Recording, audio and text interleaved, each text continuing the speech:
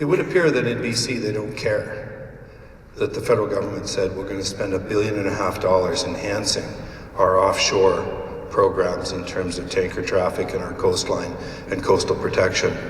It doesn't appear that anybody there realizes that we're going to go from 9 tankers a day transporting oil on the West Coast to 10. They want to shut down the entire industry.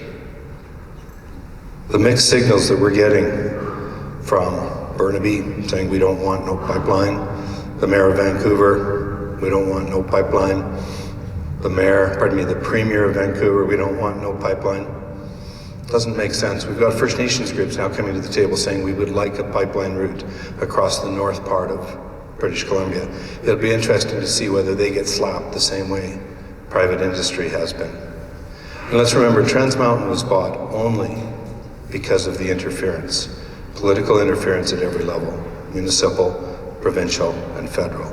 Trans Mountain said, we're done. Kinder Morgan said, we're out of here. So the Liberals didn't bail out the project. They, in desperation, had to keep it alive. And then in Alberta, we have a government that campaigned on no pipelines. Now, fortunately, they got into power and discovered the golden goose didn't deserve to be choked. That the oil and gas industry, as was said, we are ethically responsible, we are environmentally responsible, we create jobs, we create wealth, and we create power. In a world that's gone from 93 million barrels a day a decade ago to something like 100 million barrels a day, is there any question that the oil and gas industry is growing on a global basis? None. Is there any question about Canada? Every day. We've gone from 2.5 to 3.5 million barrels in the last decade. During that same time frame, Obama allowed the US industry to go from something like 3.5 million barrels to 10. So we're up by 10, 20, 30%. The US industry has almost tripled. It makes no sense. The work that's being done to curtail our pipelines on a national basis is frustrating. Trudeau campaigned on killing Gateway. Well done. Butts and a couple of other senior advisors to the government were actually recorded on TV, or call it YouTube videos, a decade or more ago saying they wanted to see the end of the fossil fuel industry. These are the people affecting policy in Ottawa, the people that are pushing Alberta and Saskatchewan out of Confederation. Energy East, we spent $1 billion in private money to see if we could get that together. And of course, some say, well, the economics changed. Well, of course it changed when the government delayed and moved the goalposts continuously in terms of how we might get a pipeline built. So Trudeau, successful at killing Gateway, no effort whatsoever to keep Keystone alive. If it wasn't for Trump, we wouldn't have Keystone. And it's in struggle mode, but I believe it will get solved. Fortunately, we've got Enbridge with its Line 3. There's a number of expansions that are underway, but those were underway before Trudeau got his hands on us. Now let's talk for a moment about some of the things that Trudeau has chosen to do in terms of pushing Alberta around. I have 2 daughters, lots of friends and lots of respect for female participants in every element of society.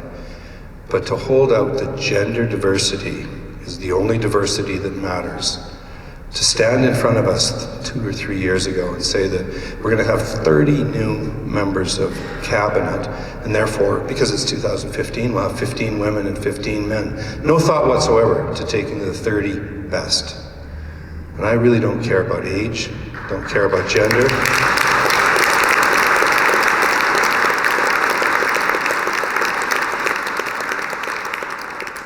In terms of diversity, where do you stop? We need respect for age, we need respect for race, we need respect for religion, we need respect for orientation, and we need respect for gender. But without an economy, none of it matters. Trudeau recently, flippantly, said that our work camps were undermining the social fabric of our nation.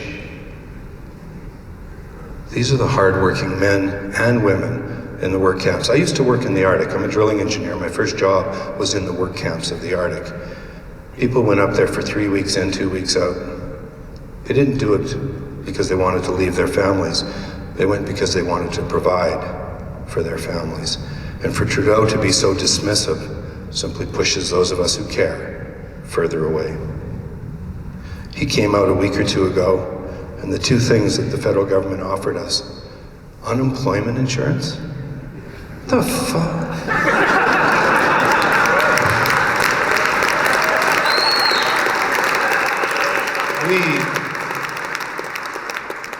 We want to work for our paychecks. That's the Alberta way.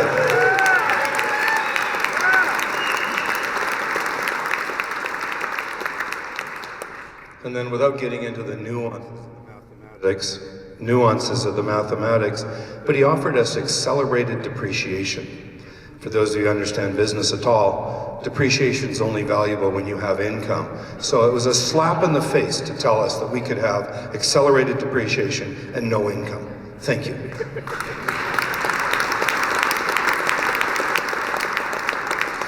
So as best I can tell, in the last decade, all the federal government, in the last several years coming under Trudeau's influence, all they've done is offer to listen. We are frustrated. We are disappointed. I know we as a community are tired of pushing back.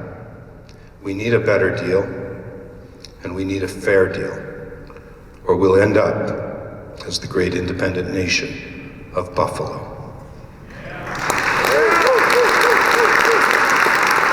And now, Cody, where are you?